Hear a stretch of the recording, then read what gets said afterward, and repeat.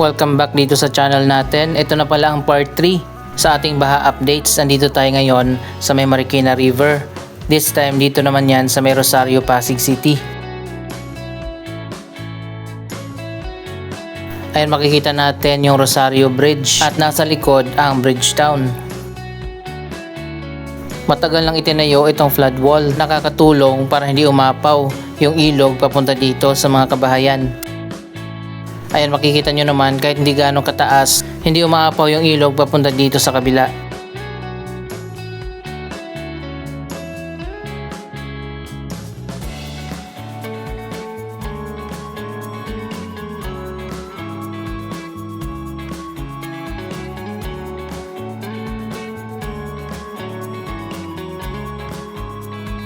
May basketball court dito na binahana.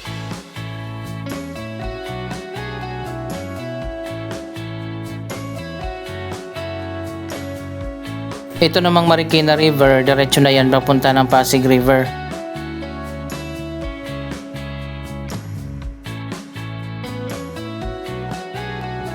Ito pala ang Rockwell The Grove, maraming mga artista nakatira dyan.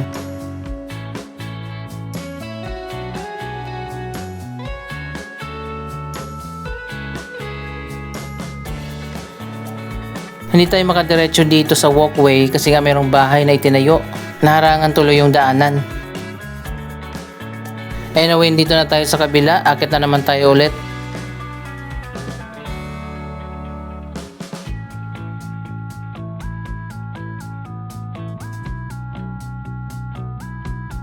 Ang lugar na ito ay bahagi ng Rosario, Pasig City.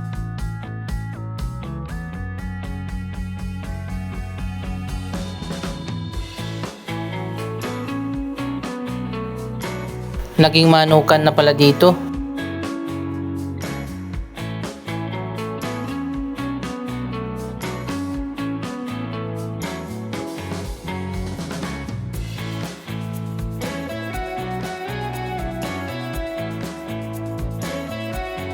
Siguro kung wala itong wall, binahan na itong barangay.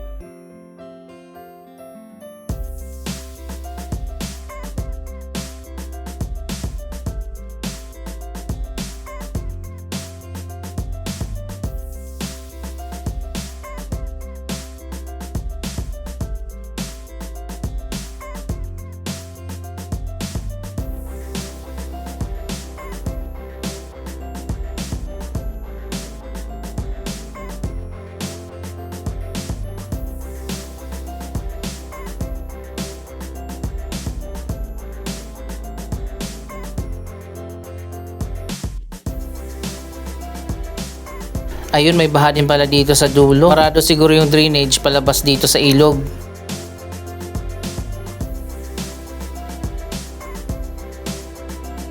Ayan, hanggang dito lang yung baha.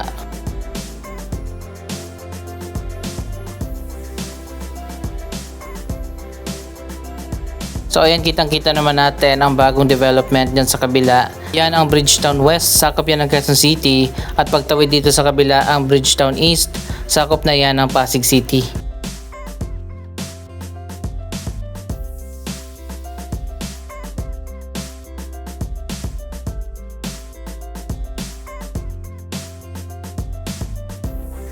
Ito naman yung likod ng Opus Mall, isang high-end na luxury mall. Mamaya pupunta tayo dyan.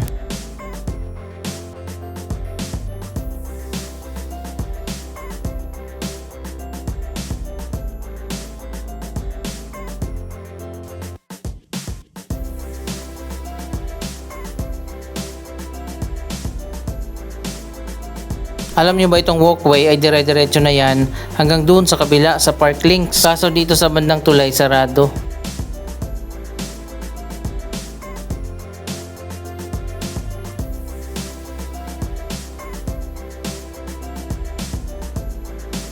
Ayan guys, so umaangat na yung ilog dito sa likod ng Bridgetown.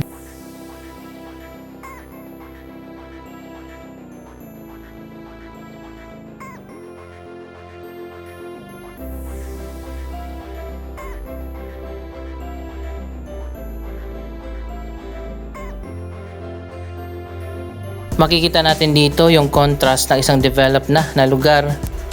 At dito naman sa kabila ay isang ordinaryo na barangay. Malapit na sana tayo dito sa puwet ng The Victor statue, kaso hindi tayo makalapit dyan, sarado.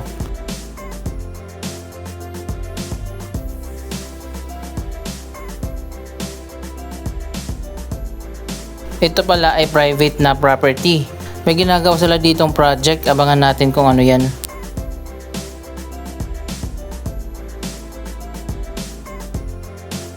Para sa mga hindi pa nakakaalam, ang Bridgetown ay isang master plan development ng Robinsons. Nagpatayo din sila ng iconic bridge para idugtong yung magkabilang side ng property.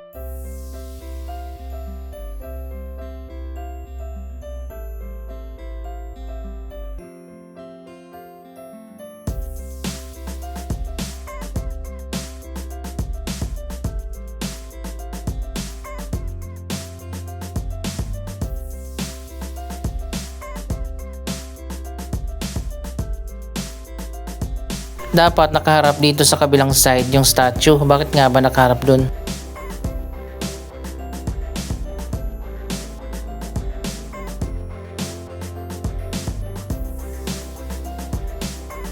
Tuloy-tuloy pa rin ang malakas na ulan. Binigyan lang tayo ng isang araw na gumanda ng konti yung panahon. Pero ngayon, ayon pa sa Pag-asa, isang linggo ulit na puro ulan.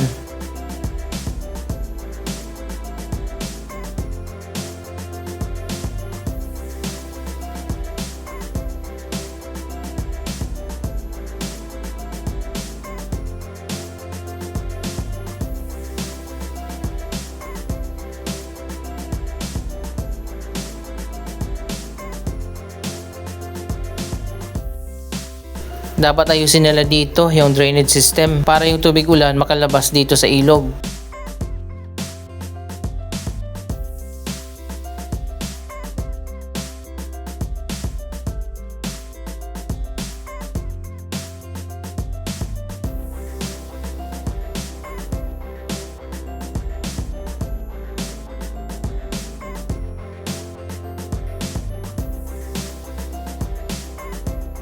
Ayan, ganito nakataas ngayon ang Marikina River.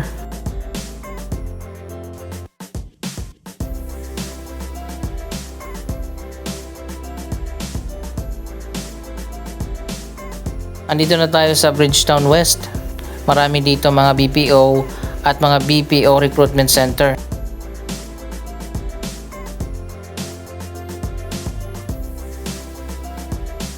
Ayan, makikita nyo naman yung contrast mula dun sa pinanggalingan natin at dito sa high-end mall ng Robinsons, ang Opus Mall.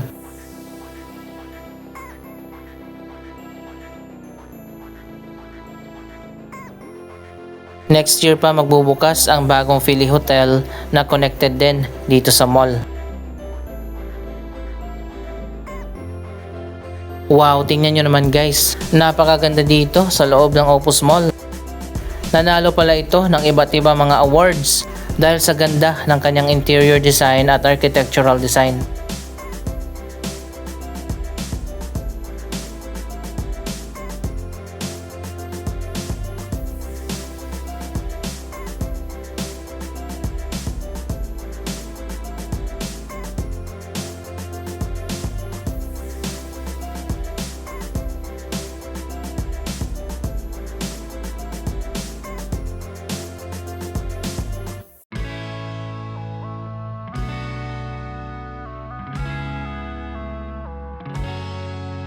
Wala pang isang taon mula nung nag-open itong Opus Mall, pero halos fully occupied na dito sa loob.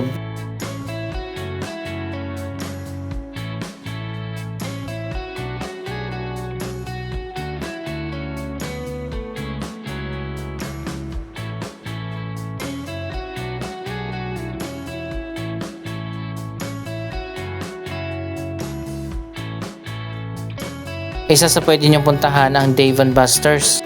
May arcade dito, sports bar at restaurant.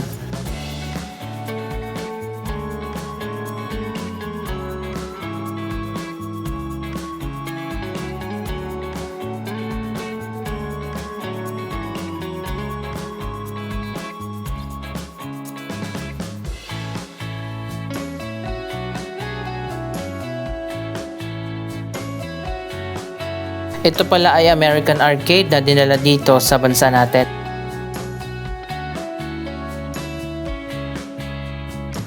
Parang time zone lang din, except doon sa sports bar at restaurant.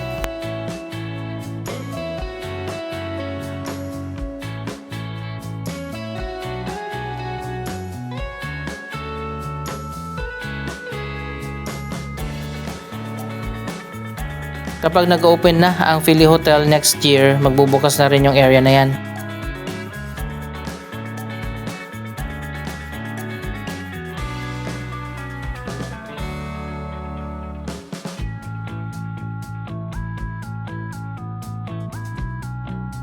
Wow, ang dami na palang mga bagong restaurant.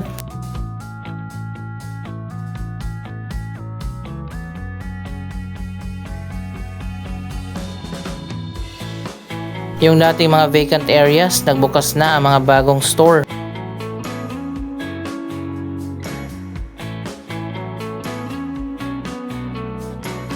As you can see, para siyang 5-star hotel dahil ito ay directly connected na sa Bridgetown Philly Hotel dito sa kabilang side.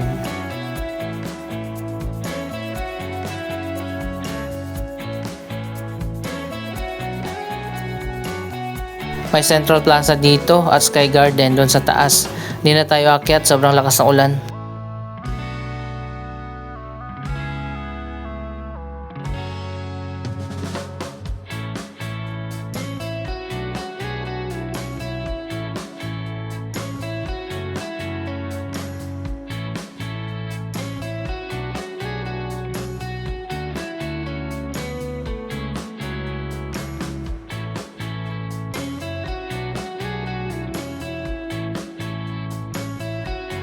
Ayan, may overlooking view dito mula doon sa pinanggalingan natin.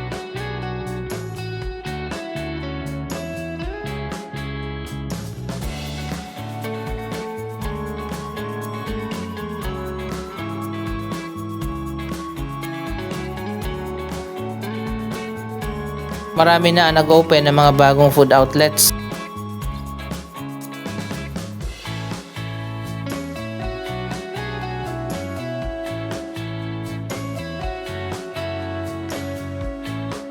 Medyo pricey nga lang dito.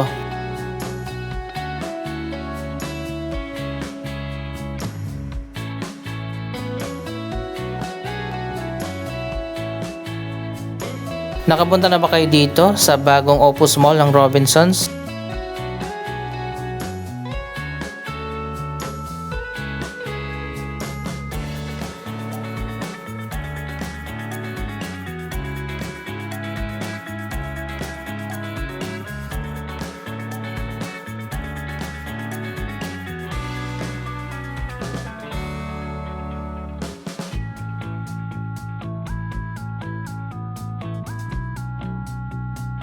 Mapapansin nyo naman wala masyadong tao ngayon.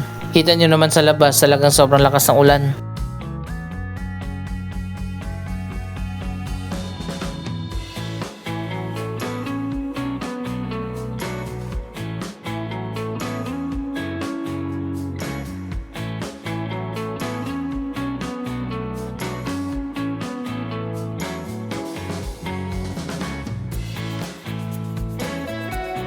Meron pa mga coming soon na mga restaurant at mga cafe.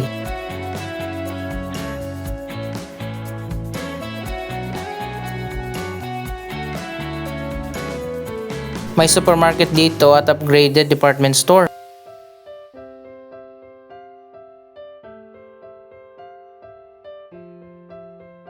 So ayan guys, medyo humina na ang ulan, pwede na tayong umuwi. Sobrang taas na pala nitong Haraya Residences.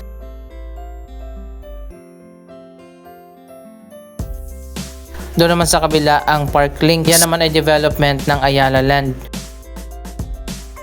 Ito pala yung Hotel 101, malapit na matapos. Yan ang ikalawang hotel dito sa Bridgetown. Anyway, yan muna ang pinaka-latest na update dito sa Bridgetown. Ano masasabi nyo sa balitang ito? Mag-comment lamang dyan sa baba ng inyong mga reaksyon.